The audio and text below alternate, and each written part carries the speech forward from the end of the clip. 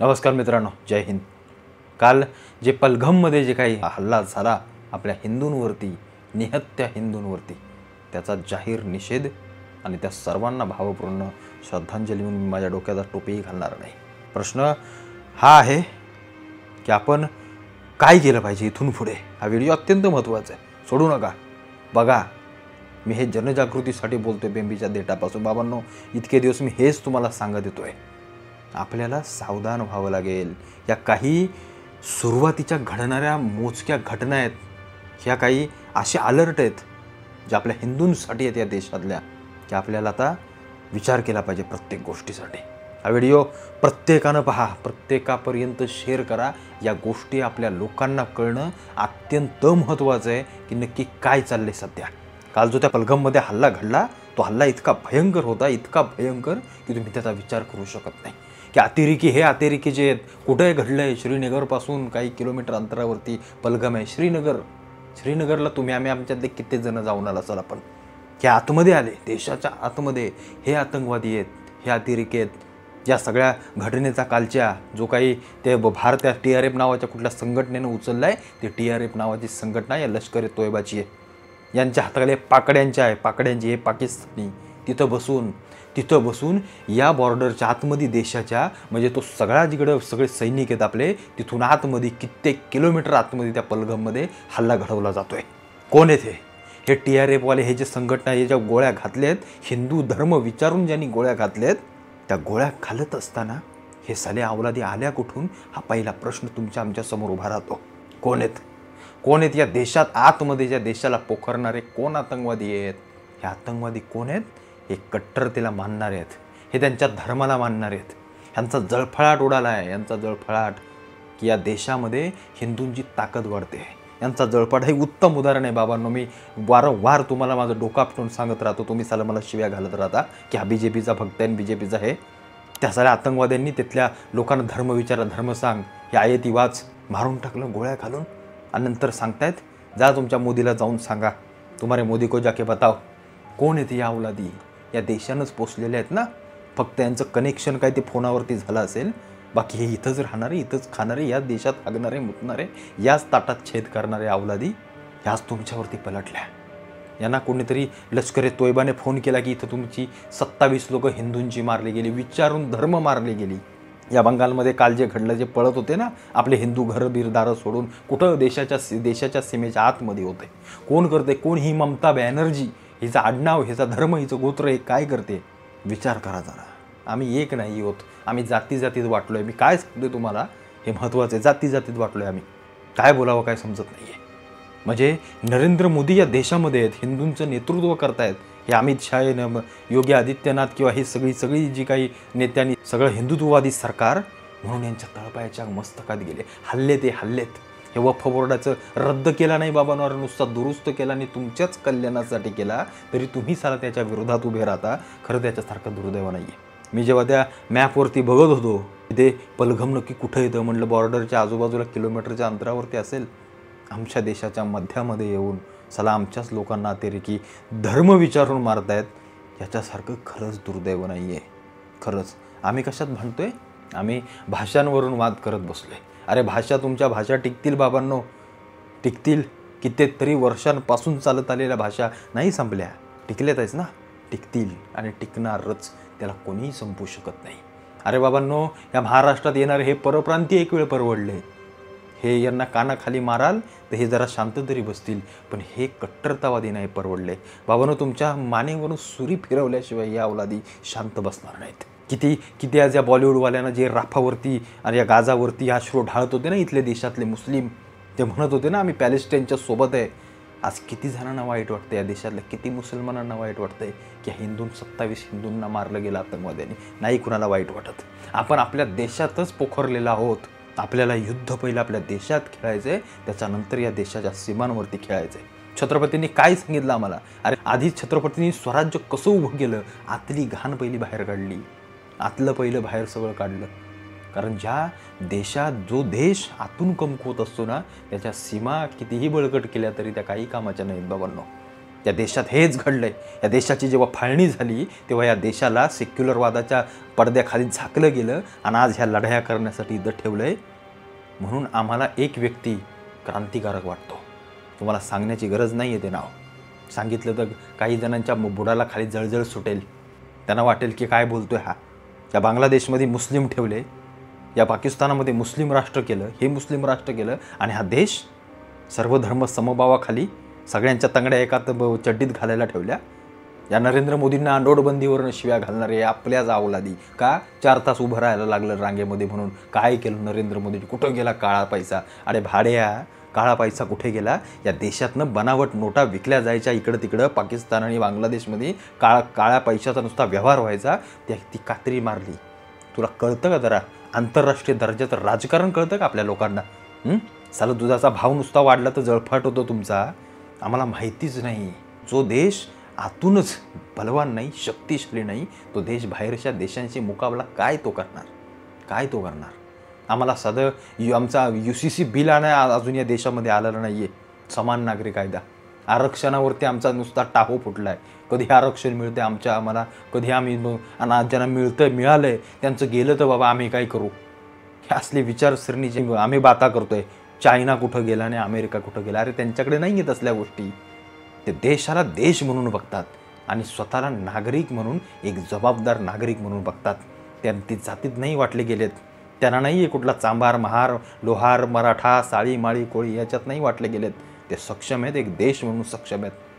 काही गोष्टी तुम्हाला लागतील, काहींना राग येईल, काही जण येतील खाली टिवटिव करायला, मला माहिती आहे. पण ही गोष्ट अत्यंत महत्त्वाची आहे बाबांनो.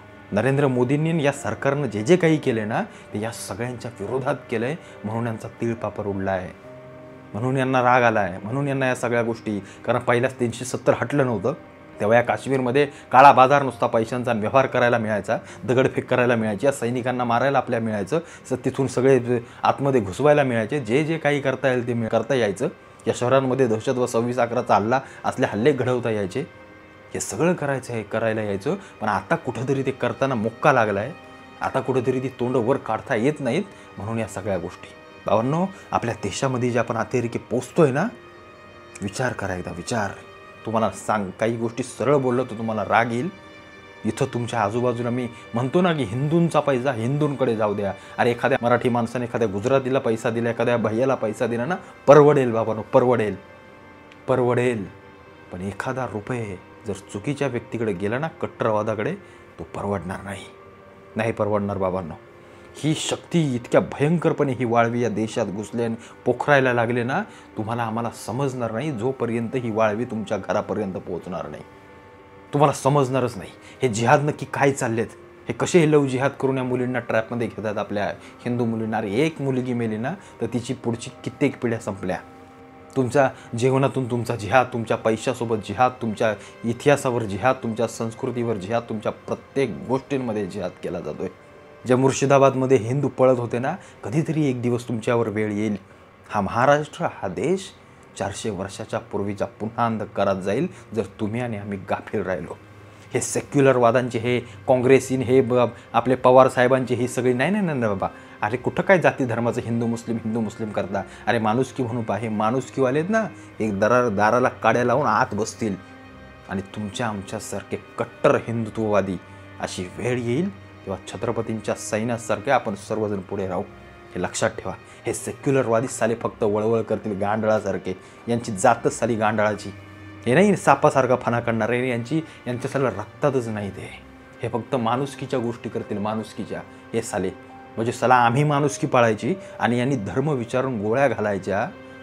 ही साली माणुसकी, यांचे आतंकवादी, यांचा कट्टरतावाद एकाच धर्माचा काय येतो, त्याच्यावरती यांच्या वाचा जातात. त्याच्यावरती नाही बोलणार. आता हे सेक्युलरवादी म्हणतील किंवा हे सेक्युलरवादी हिंदू म्हणून विचारून मारलं नाही, आम्हाला वाटत नाही खोटं असू शकतं, असे देखील म्हणायला मागे पुढे बघणार नाहीत. म्हणून बाबांनो, हात जोडून विनंती आहे, तुमच्या येणाऱ्या पुढच्या पिढ्यांना सक्षम करा. ही वेळ आहे. हे काही ट्रिगर आहेत आपल्या येणाऱ्या पुढच्या सगळ्या आव्हानांचे, पुढच्या येणाऱ्या सगळ्या संकटांचे. छत्रपतींनी स्वराज्य उभं केलं आहे ते काय फक्त मौज मजा करण्यासाठी नाही. 350 वर्षापूर्वी त्या राजानं ओळखलं की आमच्या पुढच्या पिढ्यांना काय भोगावं लागणार आहे. छत्रपती संभाजी महाराजांनी असंच आपलं बलिदान नाही दिलं, अरे तुमच्या आमच्यासाठी दिलं आहे. आपले मावळे, कित्येक मावळ्यांनी बलिदान दिलं, ते तुमच्या आमच्यासाठी दिलं आहे. अटकपर्यंत पोचले, खैबर खिंडीपर्यंत मराठ्यांच्या घोड्यांच्या टापा गेल्या, त्या कुणासाठी गेल्या? अरे तुमच्या आमच्यासाठी गेल्या. हे राज्य व्हावं ही श्रींची इच्छा, हे हिंदवी स्वराज्य व्हावे ही श्रींची इच्छा आहे, हे प्रत्येकाने एकदा लक्षात ठेवा. नुसता इतिहास वाचून, नुसते चित्रपट बघून आम्ही तेवढ्यापुरतं पेटून जर आम्ही शांत बसणार असो तर आम्ही हिंदू म्हणून घेण्याच्या लायकीचे नाही आहोत.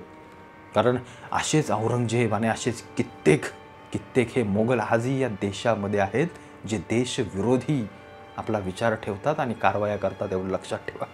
हे तुमच्या आमच्याजवळ प्रेमाने पोहोचलेत. तुमचा एक मेहनतीचा रुपया घ्यायचा, तुमची एक गोष्ट हातात घ्यायची आणि उद्या तुमच्याच विरोधात आवाज उठवायचा आणि तुम्हाला मारण्याच्याच गोष्टी करायच्या, हे यांच्या डोक्यात टाकलं जातं. यांना सांगितलं जातं की हिंदूच कापीर आहे. अरे राहिलं आहे का या जगात? हा भारत देश एकमेव असा आहे जो कित्येक वर्षांपासून या बाहेरच्या येणाऱ्या आक्रमणांना जिंकता आला नाही. कुणामुळं? छत्रपतींच्या असणाऱ्या तसल्या रक्तांमुळं. हे सेक्युलरवाद्यांमुळे नाही, ज्यांनी छत्रपतींना स्वतःला राज्याभिषेक करण्यापासून जे वाचवलं ना. आता अनेक जण त्याला ब्राह्मण म्हणतील, अरे ब्राह्मणाने वाचवलं. बांडगुळांनो, तुम्ही तेवढंच करण्यात पटाईत आहात. तुम्ही हे नाही सांगणार मग एक ब्राह्मण पेशवा होता, त्यानं दिल्ली काबीज केली, हे नाही सांगणार. हे साले जातीत चिटकवतील त्याला. तुम्ही जातीत भांडत बसा, हिंदू म्हणून एक राहू नका. आणि यांनी साले हिंदू म्हणून गोळ्या मारू द्या. भावांनो, पुन्हा एकदा माझा शब्द आहे, लक्षात ठेवा. 400 वर्षापूर्वी जे काही सहन केलं आहे आपल्या रयतेनं, आपल्या या मातीतल्या तुमच्या आमच्या पिढ्यांनी पूर्वजांनी केलं असेल, कुठून ना कुठून तरी आपण एकच आहोत. 400 वर्षापूर्वीच्या कुणीतरी रक्ताच्या माणसानं सहन केलं असेल आणि त्यानं हातात तलवार घेऊन तुमच्या आमच्या पिढ्या सुरक्षित केल्यात, कधी विसरू नका. कारण हे जे काही गोष्ट घडले ना, ते अटॅक, ती गोष्ट एकच दर्शवते की तुमचा देश आतून आजही पोकळ आहे आणि तुम्ही फक्त त्यांना नजरअंदाज करताय आणि पोचताय, जे उद्या तुम्हाला धोक्याचे ठरणार आहेत, जे फक्त तुम्हाला धोक्याचे ठरणार आहेत. आज मला बघायचं या देशामधले किती मुस्लिम या सगळ्याच्या विरोधात आवाज उठवत आहेत की माझा हिंदू भाऊ, भाईचाऱ्याच्या गोष्टी करताना की माझा हिंदू भाऊ मेला म्हणून मी आज बाहेर पडतोय. मला बघायचं आहे जे पॅलेस्टाईनसाठी बोर्ड घेऊन आणि हातामध्ये हे घेऊन उतरलात ना तुम्ही, आज मला बघायचं आहे की हे किती उतरत आहेत.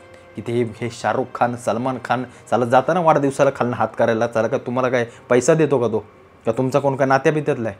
आमच्या तरुणांनी विचार करावा बाबांनो. हे शाहरुख, सलमान फिल्माने कोणी येणार नाहीत. त्या नुसतं बिश्नोईचं का काय ते मागं प्रकरण झालं तर बुलेट प्रूफ काचा लावल्या, ते तुम्हाला वाचवायला येणार आणि तुमचा धर्म वाचवायला येणार. तुमची ना आपली लढाई आपल्याला लढायची, हिंदू म्हणून लढायची, एवढं लक्षात ठेवा.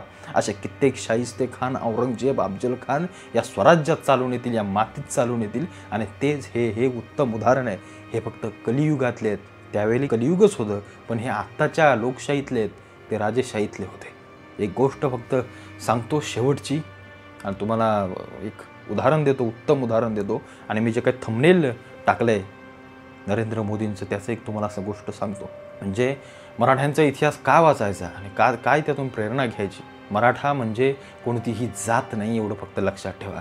मराठा म्हणजे 18 पगड जातीची आणि 12 बलुतेदाराची या मातीनं निर्माण केलेली तुमच्या आमच्यासारखी सामान्य माणसं, ज्यांना जात नाही आहे, जी फक्त छत्रपतींच्या विचाराखाली एक झाली, तो संपूर्ण मराठा. भावांनो, मराठ्यांच्या घोड्यांच्या टापा जिथपर्यंत गेल्या, तिथपर्यंत या देशाच्या सीमा निश्चित झालेत, एवढं फक्त लक्षात ठेवा. त्यांचं बलिदान, त्यांचं शौर्य, त्यांचं जे काही केलं ते कधी विसरायचं नाही. आणि आपल्या सीमा आणि आपल्या देशातल्या आतली घाण याच्याकडे नजरअंदाजीच्या पुढं करायचं नाही. विचार करा, तुमच्या मेहनतीचा एक रुपया कुठे जातोय, काय करतोय, कशासाठी जातोय, याचा फक्त एकदा विचार करा. आणि हिंदू म्हणून पहिलं एक राहायला शिका. अरे तुम्हाला जात नाही विचारली जाणार. बघा तुम्ही, हे उत्तम उदाहरण आहे. तुम्हाला हिंदू आणि धर्म म्हणूनच मारलं जाईल. आणि ज्या दिवशी हे बीजेपी म्हणतोय ना आम्ही, अरे हा अंधभक्त सला अभिमान आहे, मला छाती ठोकून सांगतो, नरेंद्र मोदी, अमित शहा, आमचे योगी आणि आमचे जेवढेही हिंदुत्ववादी सरकार आमची आहेत आणि आमचे नेते आहेत ते आहेत, तोपर्यंत आम्ही छाती ठोकपणे सांगू, तुम्हाला काय बोलायचं ते बोला, हा शब्द आहे माझा आहे. तोपर्यंत मी काम करत राहील. मी कोणाचा बांधील नाही. मराठी आणि या सगळ्या गोष्टी तुम्ही जे करताय ना, आणि मला सांगताय मराठी माणूस दिलेसन बीजेपीसाठी, नाही. जिथं वाटेल माझ्या मराठीवर अन्याय होतोय तिथं मी बोलेन, त्याचा प्रश्न नाही. पण मी आधी हिंदू माझा धर्म मला सगळ्यात महत्त्वाचा वाटतो. आणि सध्याच्या घडीला अरे मी तुम्हाला मगाशी तेच सांगितलं, एक वेळे भैये बिये बाकीचे परवडले बाबांनो, पण हे नाही. हे तुम्हाला आज ना उद्या कधी ना कधीतरी त्रासदायक, तापदायक आणि तुमच्या आया बहिणींना हात देखील टाकायला मागे पुढे पाहणार नाहीत, एवढं फक्त लक्षात ठेवा. आता बिहारचं इलेक्शन येते, पश्चिम बंगालचं येते. हे काँग्रेस पाळलेली काही लोक, काँग्रेसची, राहुल गांधींच्या विचारांची, त्यांना असं वाटतं की हे नरेंद्र मोदींनीच घडवलं आहे. जाणून बुजून थोडंसं भावना मिळवायला किंवा हे करायला नरेंद्र मोदींनी घडवले. नरेंद्र मोदींनी एवढी अक्कल नाही आहे का त्या माणसाला? एवढं समजत नाही आहे? एवढंही देशाला हे करणारा नाही आहे, मेलेल्याच्या टाळावरचं लोणी खाणारा तो माणूस. आम्हाला माहिती आहे नरेंद्र मोदी या देशासाठी काय कार्य करत आहेत आणि काय त्यांचं काम चालू आहे. हे बोलणाऱ्यांना काय जातं, हे काहीही बोलतील. मग आम्ही म्हणलं तर 26/11चा हल्ला तुमच्या काळात झाला, मग तुम्हीच केला असेल. आणि तुम्ही तर अगदी छाती ठोकपणे सांगत होता RSSनं घडवून आणला म्हणून. तुम्ही तिच्या आला तर त्याच्या दाबावलं पुढचे. या कुठला राजकीय पक्षाची ही लढाई नाही आहे. मी एक देश म्हणून, एक देशभक्त म्हणून, या मातीत जन्माला आलो आहे म्हणून, माझ्या देशावरती जेव्हाही कधी असं काही घडेल तेव्हा मी एक देशभक्त म्हणून, एक भारताचा नागरिक म्हणून सगळ्यात पहिला पुढं जाईल. आणि मला बाकीच्यांकडून देखील तेच अपेक्षित आहे की तुम्ही पॅलेस्टाईनसाठी हळहळलात. बघू आज किती जण हळहळत आहेत. ते जे काही घडलं त्या पलघममध्ये खरोखर भावपूर्ण श्रद्धांजली द्या सर्वांना. त्याच्यात कुठल्या भाषेची लोकं मेली आणि काय मेली ते महत्त्वाचं नाही, आमचा हिंदू मेला आहे हे सगळ्यात महत्त्वाची गोष्ट आहे. हे प्रत्येकानं विसरायचं नाही आणि या जखमा तशाच्या तशा ताज्या ठेवायच्या. ज्या दिवशी कधी वेळ येईल. हे लोकशाही आहे. इथं तुमची ताकद फक्त एकाच गोष्टीतून तुम्ही दाखवू शकता, ती म्हणजे मतदानातून, बाकी कशातून नाही. जसे ते रस्त्यावर उतरतात तसे तुम्ही पण रस्त्यावर उतरले पाहिजेत. जेव्हा जेव्हा हिंदूंवरती वेळ येईल तेव्हा तेव्हा हिंदू म्हणून एक राहायला पाहिजेत. एवढं फक्त लक्षात ठेवा, नाहीतर तुम्ही आणि आम्ही संपल्याशिवाय राहणार नाही. पुन्हा छत्रपती जन्म घेतील की नाही सांगू शकत नाही, पण 400 वर्षापूर्वीचा अंधकार येईल जर आपण गाफील राहिलो तर. बाकी तुम्हाला काय वाटतं या सगळ्या विषयाबद्दल मला आवर्जून कळवा.